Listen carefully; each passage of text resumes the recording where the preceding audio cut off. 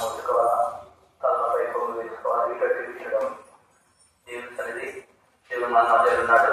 ఆయన భయం కలిగి దేవుని ఆరాధన కొరకు వచ్చిన మనము ఎంతో క్రమశిక్షణ కలిగిన వారమై, భయభక్తులు కలిగిన వారమై, ఎంతో నియమశిక్షణ కలిగిన వారమై దేవుని సంతాన్ని మనం గడిపేవారి ప్రార్థిస్తుంటాం. పరిశుద్ధ మా ప్రియ పనులు తండ్రి, జీవాది మా దేవ, ఆనందమైన జ్ఞానం గురించివాడ, ఆకాశమంతుల సమస్తాన్ని కలిగి సృష్టికత దేవ, నా రక్షణమైన యేసుక్రీస్తు పరిశుద్ధ నామం పేరిట ఈ అన్నూల గ్రామములు అనుభవించినటువంటి మీ శిక్ష కొరకై, మీ సంఘం కొరకై, మీ ప్రజల కొరకై ఉదయమానంగా తీసుకొస్తుందండి.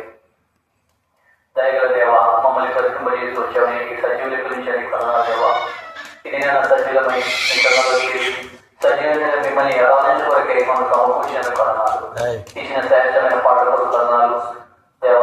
ఉదయమానంగా మనసారిగా దేవ మిమ్మల్ని పాట ద్వారా మైపరిచి బాధించుకున్నాను.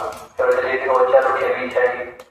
ఇంకెవరైతే రాలిపోయినా తీసుకుదేవా వారు కూడా క్షమించి మీ సంద్రాలు సాధించండి. ఎవరైతే ఈజీగా నిర్లక్ష్యంతో ఆలస్యంతో ఉన్నారో వారితో మాట్లాడి వారు గర్తించండి.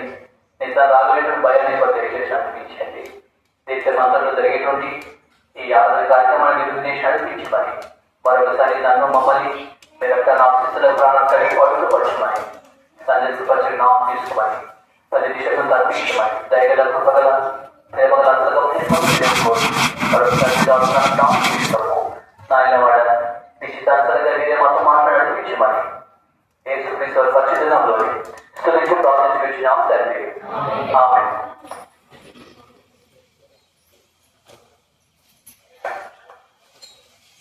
బాగా కూర్చోరా, కూర్చో.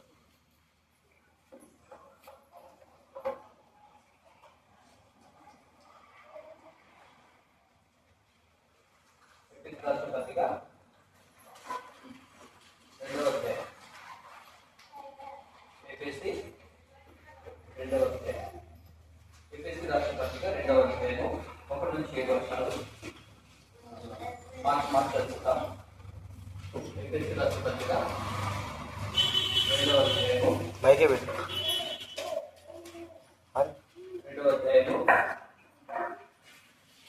ఒకటి నుంచి పనికి వచ్చిన వాళ్ళు మనం మాట చదువుకుంటాం. చదువు వచ్చిన వాళ్ళు దగ్గరగా మీ బాగా చదవండి. చదవని వాళ్ళు రెండు చెవులతో మీ హృదయంలో దాచిపెట్టాలి. ఈ చెవుతో విని ఈ చెవుతో విడిచిపెట్టదండి. పిల్లలు మీరు శబ్దం చేయొద్దు, ఇక్కడ తిరిగి చూడవద్దు, ఇక్కడ వెళ్ళాడదు. బయట పిల్లలు కూడా లోపల రావాలి. పెద్దవాళ్ళు కూడా మీ పిల్లల్ని కంట్రోల్ పెట్టుకోండి. నేను క్వశ్చన్, మీరు క్వశ్చన్.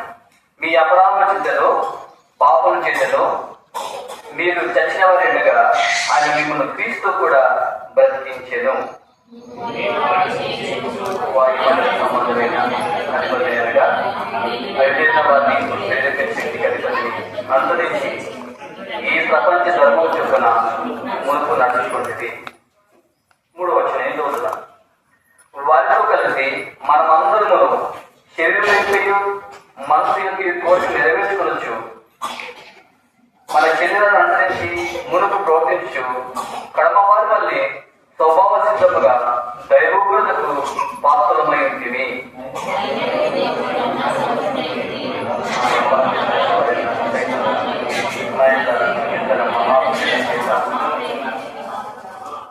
మన క్రీస్తు కూడా బ్రతికించెను. ఉపచేసిన మీరు రక్షింపబడి ఉన్నారు. 6వ వచనం. క్రీస్తు యేసునందు ఆయన మనకు చేసిన ఉపకారం ద్వారా అత్యధికమైన తన కృపా మహదైశ్యమును రాబో యుగములలో కనపరిచమిస్తము. ఆయన పరలోకమందు ఆయనతో కూడా కూర్చుండబెట్టెను. 8వ వచనం.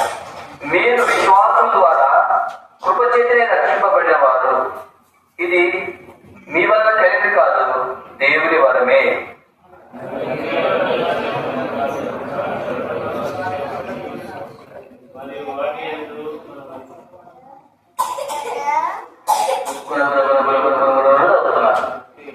చదువు సరిగా రాదా? ఏం కదా? లేకపోతే ఇంకా తిందాలేదా? తినొచ్చేదా? తినొచ్చేది ఇలా గట్టిగా ఫిగర్ చదవాలి. ఓకేనా? ఎన్ని వచ్చింది చదవాలా? 9 వచ్చింది చదవాలా?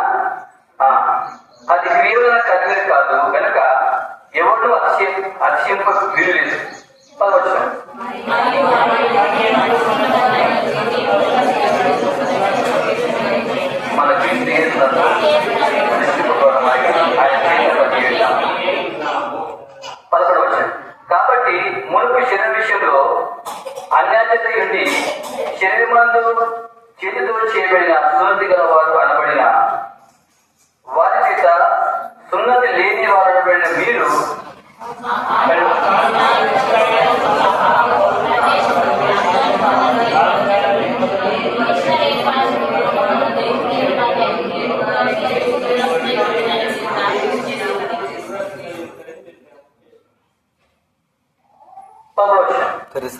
మీరు ఇప్పుడు క్రీస్తు చేసినందు క్రీస్తు రక్తం వల్ల సమీపస్తులై ఉన్నారు.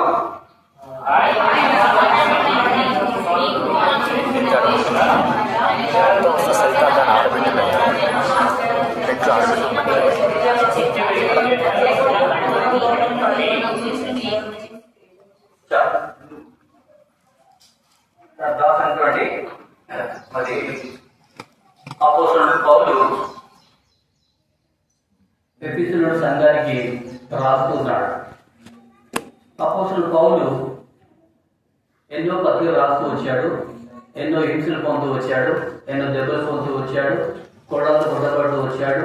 దొంగలైన ఆపదలతో చలిలోను దిగంబరతలోను చెరసాల్లోను సముద్రమైన ఆపదలోను నదులైన ఆపదలోను ఆయన ఎన్నోసార్లు తన జీవిత యాత్రలో సువార్త యాత్రలో ఎన్నో ఇబ్బందులు కష్టాలు పడుతూ వచ్చాడు. అయినప్పటికీ తాను ఎఫెసీలో ఉన్నటువంటి సంఘానికి రాస్తున్నాడు. ఏమని రాస్తున్నాడు అంటే, మీరు నేను మనమందరం కూడా ఒకప్పుడు ఎవరమైనాము, ఎలా ఉన్నాము అనేటువంటి విషయాలు సంఘానికి తెలియజేస్తూ వచ్చాడు. ఎవరు తెలియజేస్తూ వచ్చారు చెప్పండి? ఎవరు తెలియజేశారమ్మా? ఈ పౌలు అంటే ఎవరు? ఎవరండి? ఇతడు పరిశుద్ధాత్మ చేత పంపబడినటువంటి అపోస్తలుడు, లేక దేవుని ముఖాముఖిగా చూసినటువంటి అపోస్తలుడు, లేక దేవుడి చేత ఏర్పరచబడినటువంటి అపోస్తలుడు. 12 మంది శిష్యులు ఉన్నారు, వారు అపోస్తలులు పిలువబడుతున్నారు. ఆ 12 మందిలో ఇతడు కూడా ఎంతో అత్యధికమైనటువంటి శిష్యుడిగా అపోస్తలుడుగా ఎంచబడుతూ వచ్చాడు. 12 మంది అంతగా ప్రభువు కొరకు ప్రభువును అనుభవించేలా ప్రభువు యొక్క సువార్తలు కానీ దేవుని యొక్క వాక్యాలు కానీ రాలేదు. కానీ అపోస్తలుడు పౌలు గారు తన దేవుని దర్శనం ద్వారా 3వ ఆకాశంలో వెళ్ళి దేవుని చూస్తూ ఆయన పత్రికలు రాస్తూ వచ్చాడు. ఇక్కడ అపోస్తలుడు పౌలు ఎఫెసీలో సంఘాన్ని రాస్తున్నాడు. ఎఫెసీలో సంఘము అనేక హింసలు కూడా ఇబ్బందులు కూడా కష్టాలు కూడా వెళ్తా ఉంది. తర్వాత చేత హింసించబడతా ఉన్నారు.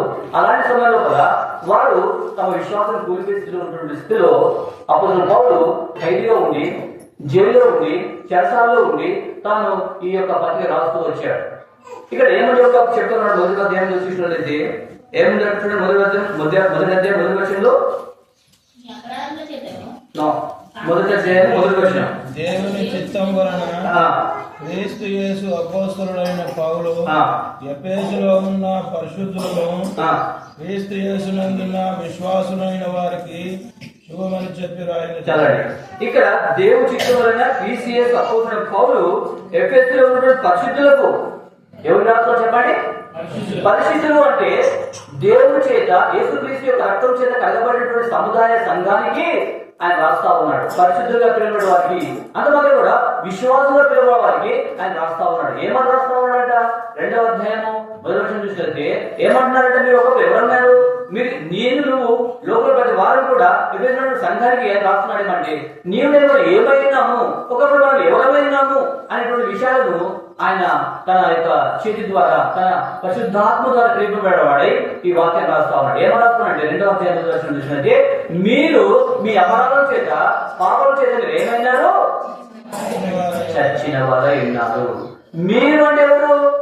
ఓ సంగమా, ఓ ఎఫెసీయులో సంగమా, ఓ అద్భుతమైనటువంటి ఓ సంగమా, ఓ పరిశుద్ధులారా, ఓ విశ్వాసులారా, మీరు ఒకప్పుడు మీరు మీ పాపల చేత మీ అపరాధం చేతులు పాపం. అపరాధం అంటే ఏంటి?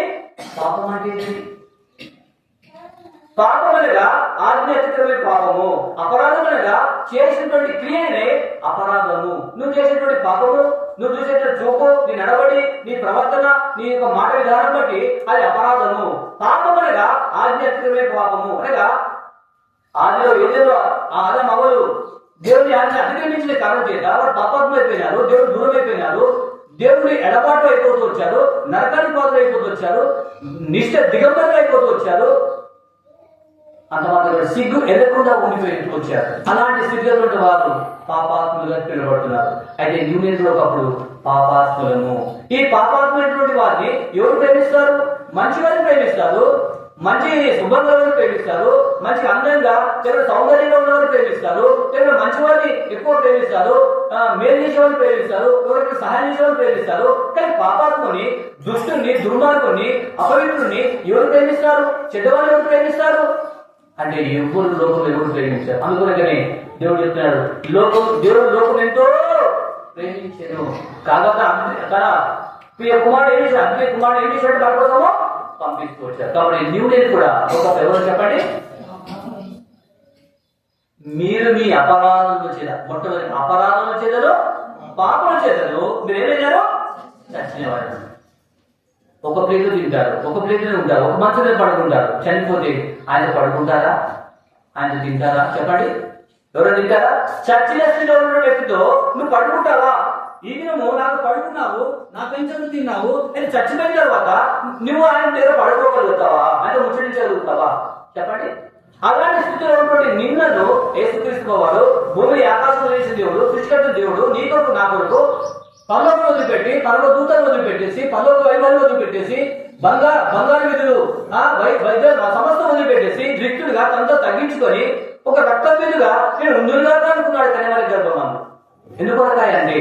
నీవు నేను కూడా నీ అపరాధం చేత, పాపం చేత చచ్చినటువంటి స్థితిలో నుండి నిన్ను ప్రేమిస్తూ వచ్చాడు. చచ్చిన వాళ్ళు ప్రేమిస్తారా? శవం ఎవరైనా ఇష్టపడతారా?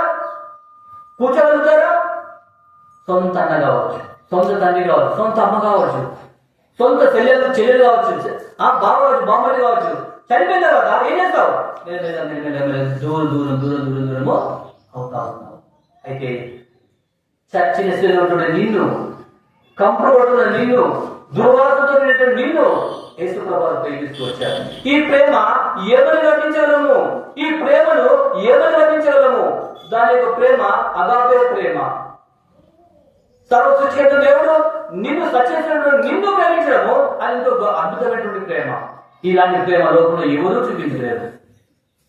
కన్న తల్లిదండ్రులైనా సరే, కనుక్కున్న వారైనా సరే, బంధుమిత్రులైనా సరే, సత్యస్థితిలో నిన్ను ఎవరు కూడా ప్రేమించరండి. లేపండి లేపండి లేపండి, ఏమవుతున్నది? నిన్న ఒంటిగా చనిపోయింది అయ్యా, ఇంకా పెట్టినారా? లేపుడి లేపుడు. అరే జరసేపుండనయ్యా, మా ఆయన జరసేపుండనయ్యా, నా కొడుకు ప్రేమ ముద్దు, నా కొడుకు ఎంతో అల్లాముద్దు పెంచుతున్నాయ్యా, గోరుముద్దు చూపించానయ్యా, అంత మాత్రం వాటి కోసం సంవత్సరం సంపాదించానయ్యా, బంగారం సంపాదించానయ్యా, బయట సంపించానయ్యా, కాలం ఇచ్చానయ్యా, కొద్ది రోజు 7 2 రోజులు ఉంటానయ్యా అని అంటే ఊరుకుంటారు? చెప్పండి, ఊరుకుంటారు ఎవరైనా? అంత వచ్చే సంతోషం అయ్యా, కానీ ఇప్పుడు చనిపోయినాడు, ఏం చేయాలి? లేపండి లేపండి లేపండి, టైం అయితే లేపండి. కన్న తల్లిదండ్రులు కొంచెంసేపు ఏడుస్తారు, కొంచెంసేపు ఏడుస్తారు, సమాధానం తర్వాత ఏం చేస్తారు? ఎవరి మీదకి వాళ్ళు కొన్ని రోజులు మర్చిపోతా ఉంటారు. అయితే ఇలాంటి స్థితిలో దౌర్భాగ్యస్తున్నటువంటి మనము, దౌర్భాగ్యమైనటువంటి నేను, నువ్వు, మనం అందరూ కూడా మీరు మీ అపరాధం చేత, పాపం చేత చచ్చినటువంటి స్థితిలో మిమ్మల్ని ప్రేమించాడు ఆ పరలోకపు దేవుడు. ఇది ఎంత గొప్ప ప్రేమ! ఇది వర్ణింపనటువంటి ప్రేమ. ఎలాంటి ప్రేమను ప్రేమించాలంటే చూడండి, ఆ మాట చూడండి, 5వ వచనం.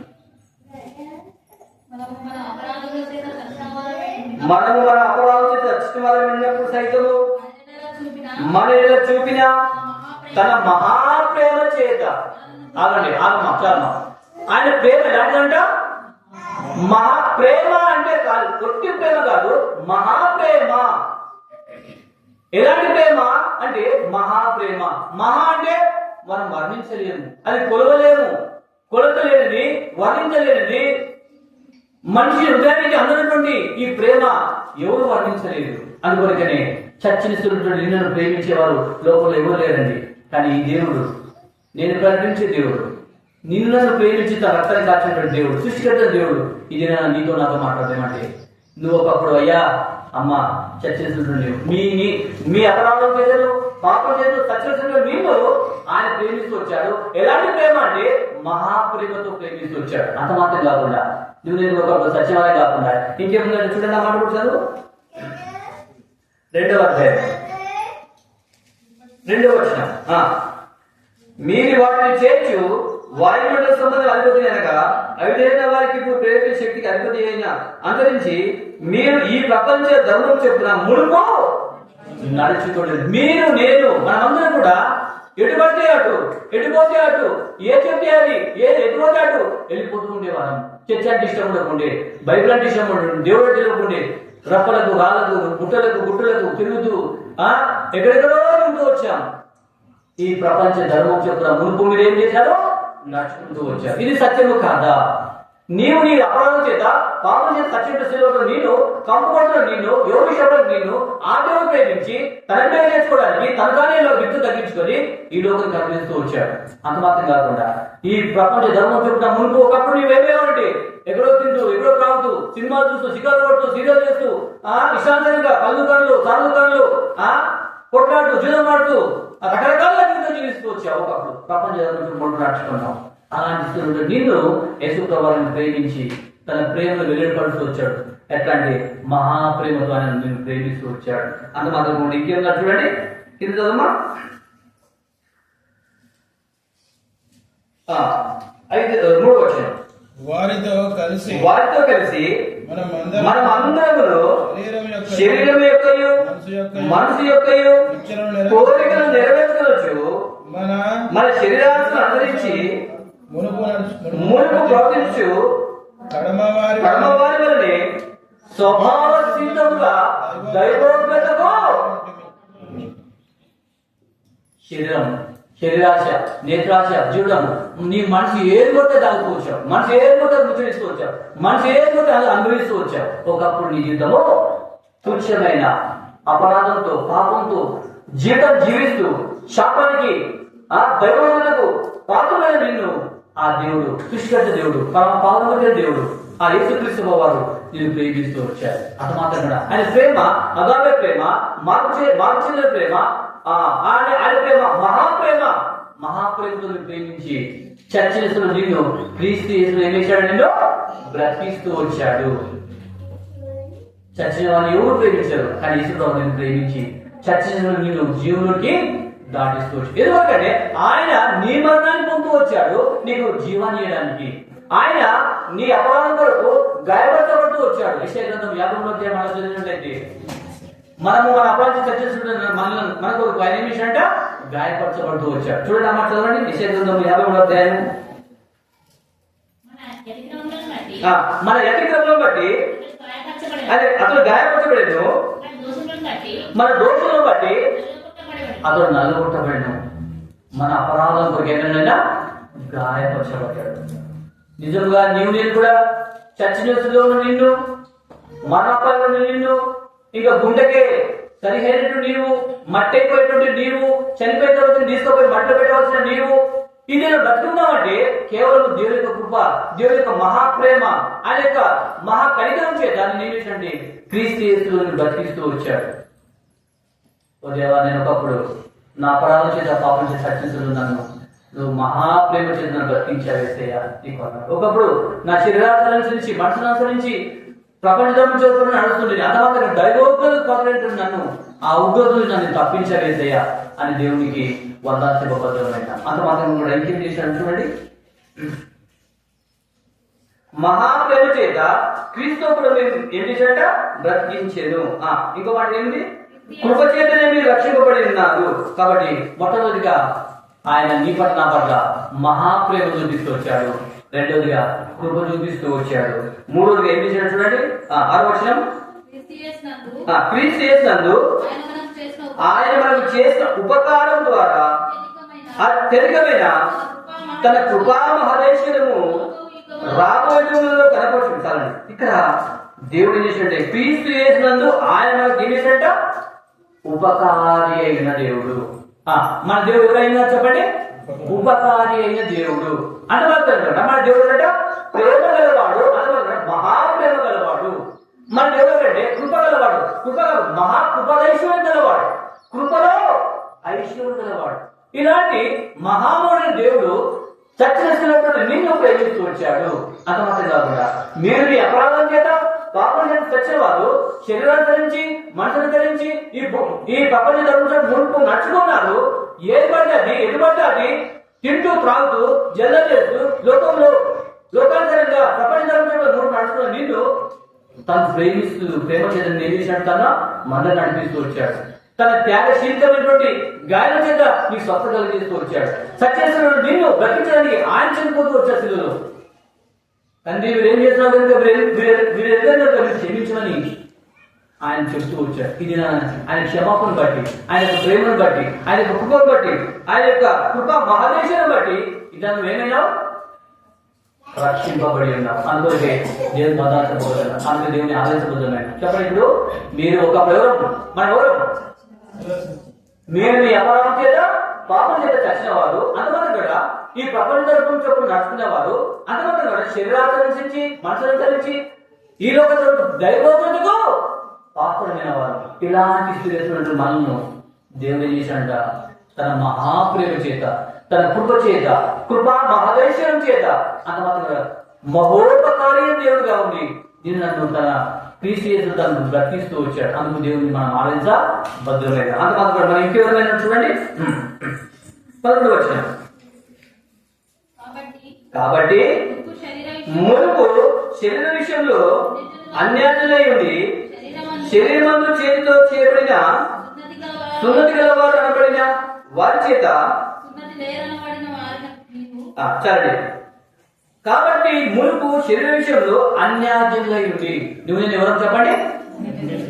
అన్యాయులు అంటే దేవుని ప్రజలము కాము, లేక అన్యులము, అనగా తృణీకరింపబడేవారము, విలువేయబడ్డవారము, అన్యులుగా పిలువబడేవారు, సంకర జాతిగా ఉన్నటువంటి మనల్ని ఏం చేశాడు, తన స్వకీయ జనంగా చేసుకున్నాడు. ఒకప్పుడు మనలో అన్యాయులు అనగా దేవుడికి సంబంధించిన వారు కాదు, దేవుడి ప్రజలతో సంబంధించిన వారు కాదు, వాగ్దాన నిబంధనలు మనకి కావు, వాళ్ళ ఇజ్రాయేల్ వాగ్దాన నిబంధనలు వాళ్ళవి. అయితే వాటిలో మనం ఏం చేసిన దేవుడు వాగ్దాన నిబంధనలకు అధికారం చేస్తూ వచ్చాడు.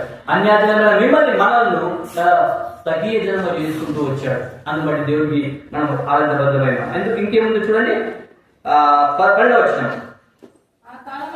ఆ కాలమందు ఇశ్రాయేలుతో సహపరులు కాక పరదేశులు, వాగ్దానం లేని పరజనులు, నిరీక్ష లేని వారు, లోకమందు దేవుడు లేని వారు అయింది క్రీస్తుకు దూరస్తులు ఎట్టాడు. ఇక్కడ చూడండి, మొట్టమొదటిగా మనం ఎవరు చెప్పండి, మీ అపరాధం చేతిలో పాపం చేతులు చచ్చిన వారమైన మనము. రెండోదిగా ఈ ప్రపంచ ధర్మం చొప్పున నడుచుకున్న వారము. మూడోది దైవోగ్రతకు పాత్రమైన వారము. ఇలాంటి మనల్ని ఏం చేశాడు, క్రీస్తు యేసునందు దర్శిస్తూ వచ్చాడు. అంతమాత్రం కాకుండా మనం ఒకప్పుడు ఎవరమంటే అన్యాజ్యంగమైన వారము, వాగ్దానం లేని పరజనులము, వాగ్దానం లేనటువంటి పరజనులము, దేవుడు లేనటువంటి వారము, దరిద్రంలో జీవిస్తున్న వారము. అలాంటి మనను దేవుడు చేసినట్ట అంతమాత్రం దూరస్థమైన మనను, ఇలాంటి స్థితిలో ఉన్న మనను ఏం చేశాడు దేవుడు మొట్టమొదటిగా తన ప్రేమను కనపరుస్తూ వచ్చాడు. కల్వారిలో ప్రేమ ఒకటే మాత్రమా, మహాప్రేమ చేత నేను ఏం చేశాడు క్రీస్తులో బ్రతికిస్తూ వచ్చాడు. కృప చేత మీరు ఏం చేశారు, రక్షింపబడినారు. కానీ ఇది మీ వల్ల కలిగినది కాదు. కాబట్టి మన దేవుడు కృపగల దేవుడు. తర్వాత కనికరం చూడండి, అన్నమాట ఏముంది కనికరం అంటుందా చూడండి, 2వ అధ్యాయం 4వ వచనం. 2వ అధ్యాయం 4వ వచనం. అయినను దేవుడు కరుణాసంపుడై ఉండి, సరే దేవుడు ఎవరట కరుణాసంపుడు, కరుణించులో సంపన్నుడు దేవుడు. అంటే మొట్టమొదటిగా కరుణించాడు, ఆ కరుణ ఏంటంట కరుణాసంపన్నుడు. రెండోదిగా ప్రేమ గలవాడు, ప్రేమ ఏంటంట మహాప్రేమ గలవాడు. మన దేవుడు కృప గలవాడు, కృప చూపుతాడు, ఐశ్వర్యం గలవాడు అంట. ఆ మాట చదవండి 2వ అధ్యాయము చదమ్మా 6వ వచనం. కృపచేతనే రక్షింపబడి ఉన్నారు. ఇది మీ వలన కలిగినది కాదు, దేవుని వరమే. దేవుని వరమే. అది క్రియ వలన కలిగినది కాదు కనుక ఎవడనూ అతిశయపడ వీలు లేదు. వచ్చామమ్మా. క్రీస్తు యేసునందు ఆయన మనకు చేసిన ఉపకారం ద్వారా అత్యధికమైన తన కృప మహదేశ్వరి అత్యధికమైన తన కృప మహదేశ్వరి. కృపలో ఐశ్వర్యం, ఒట్టి కృప చూపించేవాడు కాదు, కృపలో ఐశ్వర్యంలో దేవుడు అంటేగా. ఇలాంటి మహామౌనుడు దేవుడు ఒకప్పుడు నేను పాపం చర్చించిన మనము, శరీరాత్రం నడిచినటువంటి మనము, దైవోగత బలైన మనము ఆయన మహాకరికరం చేత, మహాప్రేమ చేత, మహాకృప చేత, ఉపకారం ద్వారా ఏం విషయంలో తన బిడ్డగా తీసుకున్నాడు, తన స్వకీయ సాంప్రదాయం తీసుకున్నాడు. ఆ పదోక రాజ్యానికి వార్తలు చేస్తూ వచ్చాడు అన్నమాట కదా. పరజన్యములు పరజన్యమైనటువంటి మనము ఆ వాగ్దానానికి ఏం చేసినాడు, వార్తలు చేస్తూ వచ్చాడు. ఏదో వాగ్దానంలో అబ్రహాంతో చేసిన వాగ్దానం క్రీస్తు ఆ వాగ్దానం వాక్ చేస్తూ వచ్చాడు. అన్నమాట కూడా వ్యక్తిగతంగా నీకు ఎన్నో ఈ మాత్రం వాగ్దానం ఇస్తూ వచ్చాడు, సంఘాన్ని వాగ్దానం చేస్తూ వచ్చాడు. వాగ్దానాలన్నీ కూడా అవునట్టుగా ఉన్నాయి. ఆ వాగ్దానాన్ని మనం ఏం చేశాడు, మనలో వాదం చేస్తూ వచ్చాడు. ఏమన్నా వాగ్దానం చేశాడు చెప్పండి. నేను సెలవులో మీరుంటారు, నేను మళ్ళా వచ్చి మిమ్మల్ని ఏం చేస్తాను తీసుకోవద్దు వాగ్దానం చేస్తూ వచ్చాడు. ఆ వాగ్దానం నెరవేర్చబడలేదు, ఇంకా నెరవేర్చబడబోతుంది. అయితే దానికంటే ముందు నువ్వెవరైనావు, నువ్వేమైనావు ఒకప్పుడు దేవాన్ని, ఒకప్పుడు నా పరామర్శ దర్శించిన శరీరాంతరించి మనుషులు తెలిసినట్టుగా నిలబడ్డాడు తిరిగిన వాడిని, దైవకృపాలైన వాడిని, ఈ ప్రపంచ ధర్మంలో మూడు నడుచుకున్న వాడిని, పరజనుడిని అంతమాత్రం వాగ్దానటువంటి వాడిని దూరస్తులని ఒకప్పుడు నేను సమీపం చేసుకునేవా, ఒకప్పుడు నేను చేస్తున్నాయ్యా. ఆ మాట కూర్చోండి, ఒకప్పుడు మనగా చూడండి.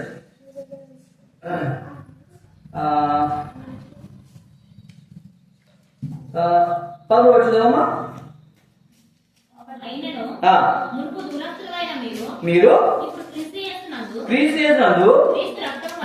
రక్తం వల్ల సమీపస్తులైనారు. ఒకప్పుడు దూరస్తులు, ఒకప్పుడు దేవుని మందిరానికి దూరంగా, దేవుని వాక్యానికి దూరంగా, ఆలోచించడానికి యోగ్యం లేకుండా, ఎటువంటి అటు చేతికి కానీ, శిఖరాలకు కానీ, సినిమాలకు కానీ, ఇటు దూరంగా దేవుని దూరంగా వెళ్ళిపోయిన వాళ్ళు ఇప్పుడు దేవుడు సమీపస్తులు క్రీస్తు మిమ్మల్ని సమీపస్తులు చేస్తూ వచ్చాడు. అంత మాత్రం కూడా ఇంకేంటంటే ఒకప్పుడు నన్ను శత్రులు మనం చూడండి 17వ వచనము. మరియు ఆయన వచ్చి దూరస్తులైన మీకును సమీపస్తులైన వారికి సమాధాన సువార్తను ప్రకటించెను. ఆయన ద్వారానే మనము ఉభయులము ఒక్క ఆత్మయందు తండ్రి సన్నిధిని చేరగలిగి ఉన్నాము. కాబట్టి ఇక్కడ ఒకప్పుడు దూరస్తులము, ఇప్పుడు సమీపం చేస్తూ వచ్చాడు. ఒకప్పుడు వాగ్దానం పరిచయము, మన వాగ్దానం ఇబ్బంది చేస్తూ వచ్చాడు. అలాంటి దేవుని మనం ఏం చేస్తామంటే దేవుని ఆనందమై ఉన్నాం. ఒక మాట చూసేసి నేను ముందుకు వెళ్తాను. చూడండి, 2వ సంగతి గ్రంథము 9వ అధ్యాయం ఉపకారం అనే విషయంలో మనం మాట్లాడు. చూడండి, 2వ సంగతి గ్రంథము 9వ అధ్యాయం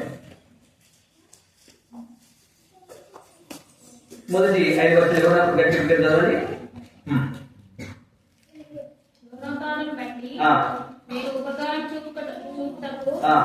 కుటుంబంలో ఎవరైనా కలడాలని దావీదు అడిగారు. కుటుంబమునకు ఇదంతా కూడా మీకు తెలిసినటువంటి విషయమే. నేను సమయం చేత నేను ముందుకు వెళ్తున్నాను. దేవుడు ఎవరైనా అంటే ఉపకారి అయినాడు, మహోపకారి అయినటువంటి దేవుడు. అయితే ఇక్కడ ఉపకారి దేవుడు మన పట్ల ఏం చేస్తూ వచ్చాడో బైబిల్లో వచ్చిన విషయాన్ని గమనించగలని దేవుడు కోరుతాను. ఇక్కడ ఏముందంటే సౌలు కుటుంబము దావీదు కుటుంబానికి యుద్ధం జరుగుతూ వచ్చింది. అయితే సౌలు నాటికి నిరీక్షిస్తూ వచ్చాడు. సౌలు కుమారులు జీవోపడుతూ చనిపోతూ వచ్చాడు. సౌలు రాజ్యాన్ని తీసేసి దావీదుకి ఇస్తూ వచ్చాడు. సమూయేలు ప్రవక్త దావీదు చేత దావీదుని అభిషేకిస్తూ వచ్చాడు. అయితే సౌలు దేవుడు మాట వినందు వల్ల, దేవుడి ఆజ్ఞ తొలగించినందువల్ల దేవుడు తన రాజ్యాన్ని తీసి తన కొనుగోడేటువంటి దావీదుకు అప్పగిస్తూ వచ్చాడు. అలాంటి సమయంలో దావీదు కుమారులు చనిపోయారు, దావీదు క్షీణించిపోయింది. అయితే దావీదు సౌలు సేవకుడు షీబాను ఒకడు ఉన్నాడు. అతడు తన యొక్క సేవకుడు చేస్తా ఉన్నాడు, అంటే తన పొలాన్ని దున్నుతూ ఉన్నాడు. అలాంటి సమయంలో దావీదు మహారాజు రాజ్యానికి వచ్చిన తర్వాత తన రాజ్యంలో ఉన్న తర్వాత తనకు ఒక మాట చెప్తూ వచ్చాడు. ఏమని చెప్తూ వచ్చాడు చూడండి, యోనాతాను బట్టి నేను ఉపకారం చూపుటకు సౌలు కుటుంబంలో ఎవరైనా కలలని దావీదు అడిగాను. కాబట్టి దావీదు రాజ్యానికి వచ్చిన తర్వాత అతడు దేవుడు ఉపకారం చేశాడు. నేను గొర్రెల కాపరిగా ఉన్నప్పుడు దేవుడు తోడైనాడు. అడవిలో ఎండగెడుతూ వర్షం తడుస్తూ చలికి ఉరికిపోతున్న నన్ను, ఆ గొర్రెలు కాసుకుంటున్న నన్ను, గొర్రెల స్థలంలో గొర్రెలతో ఉంటున్న నన్ను ఆయన సింహాసనానికి అధిష్టం చేస్తూ వచ్చాడు. అలాంటి నీచైన నన్ను రాజుగా అభిషేకిస్తూ వచ్చాడు. కాబట్టి దేవుడు నాకు మహోపకారం చేస్తూ వచ్చాడు. కాబట్టి నేను ఉపకారం చేయాలని చెప్పేసి తన ఉద్దరణ కలుచుకొని ఏం చేశాడండి? తన రాజు ఉన్నప్పుడు అడుగుతూ వచ్చాడు సేవలను, ఓ సేవలారా, దేవుడు నాకు ఉపకారం చేస్తూ వచ్చాడు కాబట్టి నేను ఒక ఉపకారం చేయాలనుకుంటాను. సౌలుడు ఎవరు శేషించినారా అని చెప్పి అడిగినప్పుడు శిబాని అడుగుడు వచ్చాడు. రాజా రాజా ఆ సేవకుడు ఉన్నాడంటే శిబాని పిలుపు చేస్తే, అయ్యా నేను సౌలుడు ఎవరైనా శేషించినారా అంటే ఉన్నాడయ్యా, ఒకరు ఉన్నాడు. ఎవరైనా చూడండి అమ్మ, చదవమ్మా చదవమ్మా.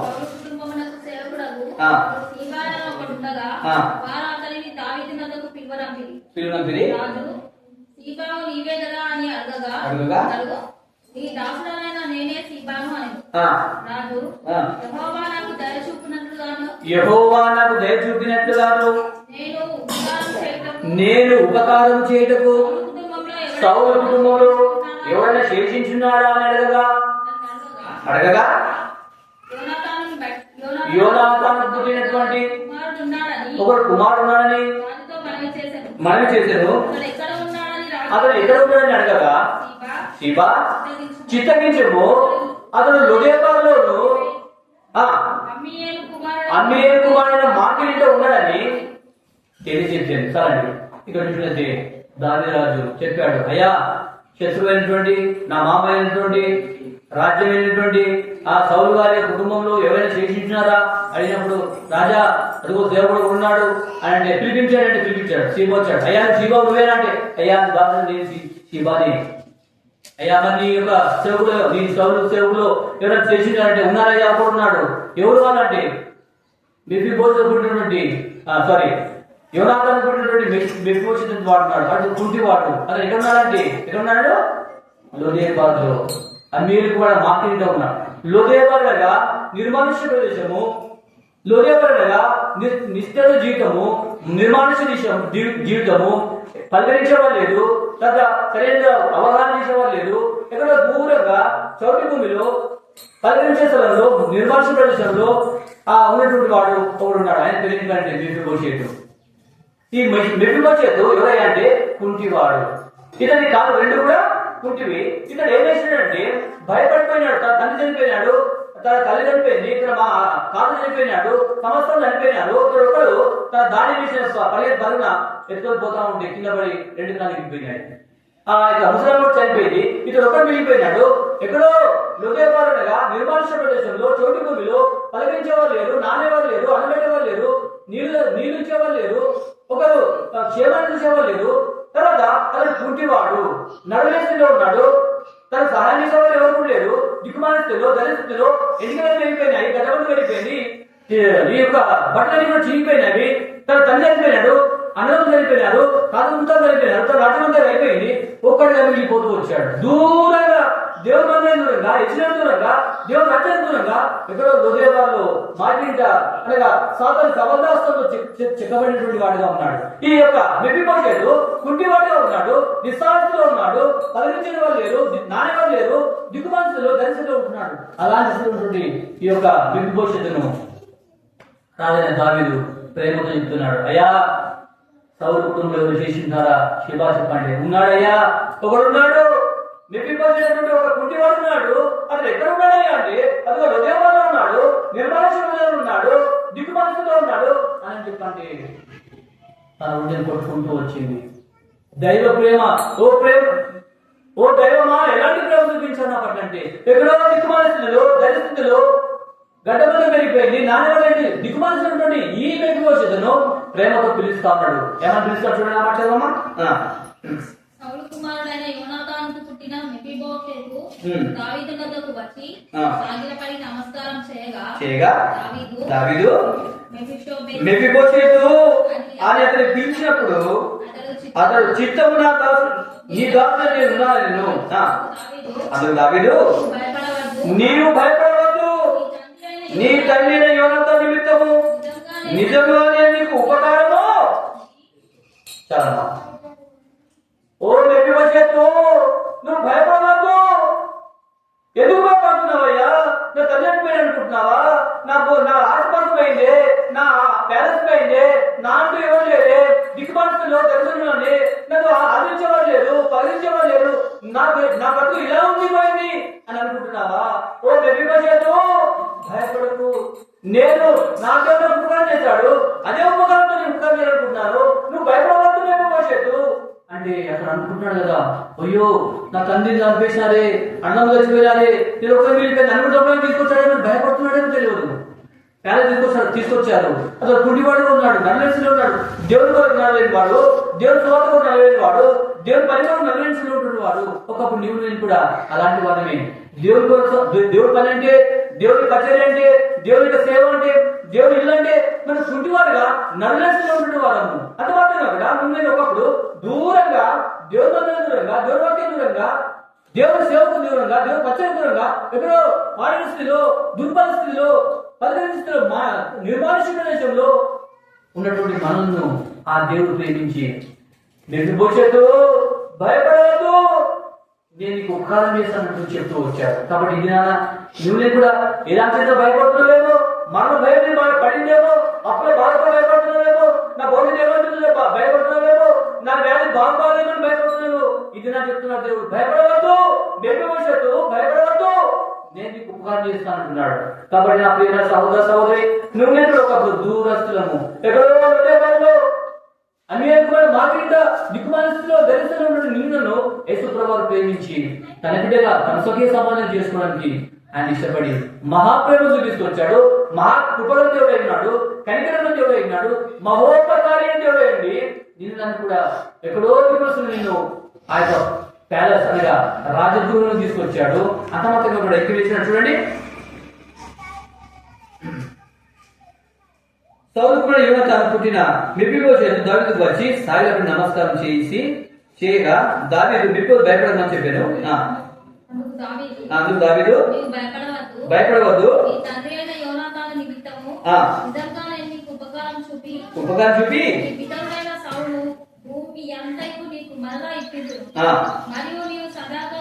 మరియు నీవు సదాకాలము నా బలయుడునే బోధి చేర్చుండు అని సెలవేగా అతడు నమస్కరించి చర్చిన కుక్క వంటి వారి నాయన నీవు దయచూడకు నీ దాసులకు నేను ఎంతటి వాడను. ఓ రాజా, నా తల్లి చనిపోయింది, తాతముత చనిపోయినారే, నేను దిక్కుమాలి స్థితిలో, దరిస్థితిలో, హృదయాల్లో అన్ని కూడా మారింట ఎవరు పరిగణించే స్థితిలో నన్ను ఎవరు కూడా చూడండి అసహిస్తులో ఉంటే నన్ను ఇతరా ప్రేమిస్తూ వచ్చావి. ఓ రాజా నేను పాత్రను అందుకని అంటున్నాడు, చచ్చిన కుక్క వంటి వాడు నన్ను ఆయన దయచూపులకు నేను ఏ పాటి వాడను. నిజంగా ఒకప్పుడు నేను కూడా ఎక్కడో దూరంగా మన పాపల చేత అపరాధ చర్చలు నన్ను అపరాధ చర్చలు నీవు నేను ఎక్కడో దూరంగా హృదయబాలు అమీరు మాకింట దిక్కుమానస్థితిలో దండస్థితిలో ఎవరు పరిగణిస్తులో ఎవరు అందరూ అసహిస్థితిలో ఉన్నట్టు నిన్ను దేవుడిని ప్రేమించి తన ప్యాలెస్ కు తన ఇంటికి తీసుకొచ్చి తన మందరం చేర్చి నేను భవిష్యత్తు భయపడుతూ నేను నీకున్నానయ్యా, నీ తల్లి ఆసంతో నీ చేస్తాను అన్న మాత్రం కూడా సదాకాలం నీవు నా బాధ్యతనే భోజనం చేసేవాడు ఉంటావు. మీ భవిష్యత్తు నిజంగా ఎక్కడో ఉన్నటువంటి వాడు రాజగృహం తీసుకురాబడ్డాడు, రాజకుమారుడు పెంచబడుతూ వచ్చాడు, రాజు బలైతే భోజేసేవాడు చేసుకొచ్చాడు. ఒకప్పుడు నువ్వు కూడా ఒకప్పుడు అలాంటి వాడు కాదా? అలాంటి నిన్నాను కూడా తన బలైత అనగా మన బలైనటువంటి బలైన దేవుడు తీసుకొచ్చాడు, తన మందిరం తీసుకొచ్చాడు, తన బిడ్డల మందిరం తీసుకొచ్చాడు. ఎక్కడో దిక్కుమాత్రం నిన్ను కూడా ఒకప్పుడు దూరస్తులుగా నన్ను అతను సమీపస్తులు తీసుకొచ్చాడు. అన్నమాట కూడా ఉపకార్య దేవుడు మహోపకారిగా ఉండి తన ఉపకారం ద్వారా నన్ను కూడా సమకూరుతూ వచ్చాడు, పలువురు బాగా చేస్తూ వచ్చాడు. అందుబడి దేవుని మనం ఆరాధించబద్ధమే. కాబట్టి ఇక్కడ మెప్పిపోచేది వెంటనే ఏమన్నాడు, చర్చ కుక్క వంటి వాడిని ఆయన దయచేసి నేను ఎందుకు చెప్పి వెంటనే స్థాయిలో పడి చేసినట్ట నమస్కారం చేసుకొచ్చాడు. కాబట్టి నేను కూడా నువ్వు కూడా జీవితంలో సాష్టంగా దేవుని ఆరాధించబద్ధమై ఉన్నాం. ఎందుకు ఆరాధించాలండి? ఓ దేవాలప్పుడు నా అపరాధం చేత పాపం చేత తెచ్చిన వాడిని, శరీరాంతరంగా జీవించిన వాడిని, ఆ దేవా నేను దైవోక్తకు పాత్రను అంత మాత్రం కాకుండా నేను ఒకప్పుడు దూరస్తులను, నేను ఆ పరజనుడు పరదేశిని వాగ్దంతులేని వాడిని పరదేశులను అంత మాత్రం కాకుండా నేను ఒకప్పుడు శత్రువుగా ఉంటుంది, నన్ను మిత్రుగా చేస్తున్నాను దేవా. ఒక దూరస్తుడిని నన్ను సమీపంలో చేసుకుంటావు దేవా. నేను అన్యాయుడైనటివి నీ స్వకీర్తనం చేస్తున్నావు దేవా. వాస్తవికమైనటువంటి పరిచయం దేవా. అది నన్ను బాధ్యత అనిపించుకోవచ్చు దేవా. నీ మనాలి చేయ అనేది స్థుతించే వదలమైన దేవుని ఆరాధించే వదలమైన అలా దేవుడు ఆరాధించే వరకే మనం నిన్ను నన్ను చేసిబడి పాడబడుతున్నా అతని లోపల చేసిబడి పాడబడుతున్నా